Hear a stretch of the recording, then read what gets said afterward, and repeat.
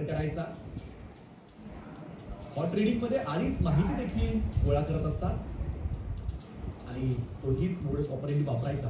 तर cold reading मध्ये पहिले काही प्रश्न विचारून त्यावरून अंदाज लावले जातात. या दोन्ही तंत्रांचा तो वापर करायचा.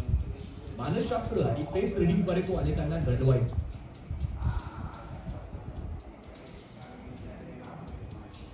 अशोक खरातच्या कार्यालयातून एसआयटीने अनेक महत्वाचे पुरावे जप्त केले. झाडाझडती दरम्यान तंत्रमंत्रासाठी लागणारं साहित्य, तांब्याची बाटली, गंडे दोरे आणि काही महिलांचे केस हस्तगत करण्यात आले. तसंच बनावट कस्तुरी बनवण्याचा कच्चा माल आणि अत्तराच्या बाटल्या देखील त्याच्या ऑफिसमध्ये सापडल्या. याशिवाय आर्थिक व्यवहारांची कागदपत्र आणि भीती घालण्यासाठी वापरलेला 20 फुटी प्लास्टिकचा साप देखील एसआयटीने जप्त केला.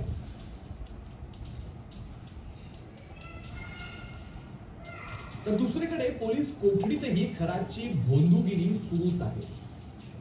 तो त्या ठिकाणी ही मंत्र जप करत असल्याची सूत्रांनी माहिती दिली आहे. पोलीस तपासादरम्यान खरातनं आपल्या कृत्यांचं समर्थन करण्याचा धक्कादायक प्रयत्न केलाय. पीडित महिलांसोबत केलेले गैरप्रकार हा एका विधीचाच भाग होता असा अजब दावा त्याने पोलिसांसमोर केला.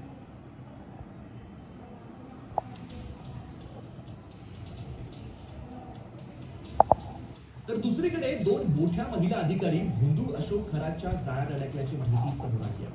त्यांनी अनेकांना बाबाकडे नेल्यानं उच्च पदस्थ महिला अधिकारी अडचणीत आल्या. एका महिलेचा व्हिडिओ व्हायरल झाल्यानं आज तक्रार होण्याची देखील शक्यता आहे. त्यांनी एसआयटीशी संपर्क साधल्याची देखील माहिती समोर आली. आता या महिला अधिकारी कोण याची चर्चा सुरू झाली आहे.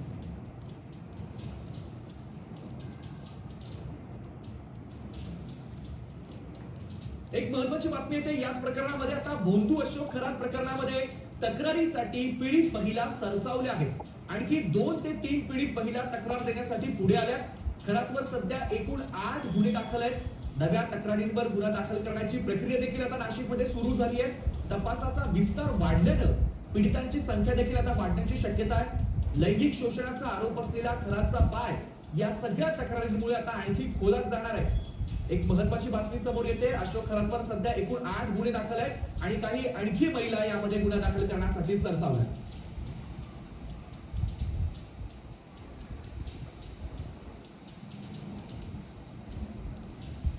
पोलीस कोठडीची हवा खाणाऱ्या अशोक खरातची HIV टेस्ट निगेटिव्ह आली आहे.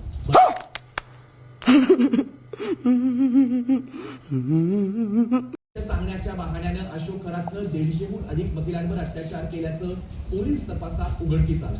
नाशिक पोलिसांमध्ये दाखल झालेल्या 8 गुन्ह्यांपैकी 7 गुन्हे महिला अत्याचार संदर्भात आहेत. गुन्हा दाखल केलेल्या महिला व्यतिरिक्त इतर महिला देखील अद्याप तक्रार करण्यासाठी पुढे आलेल्या नाहीत.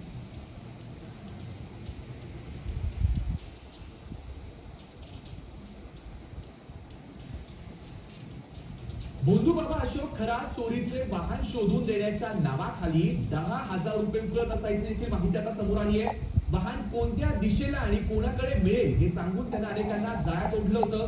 खरातचे पाप चव्हाट्यावर आल्यानं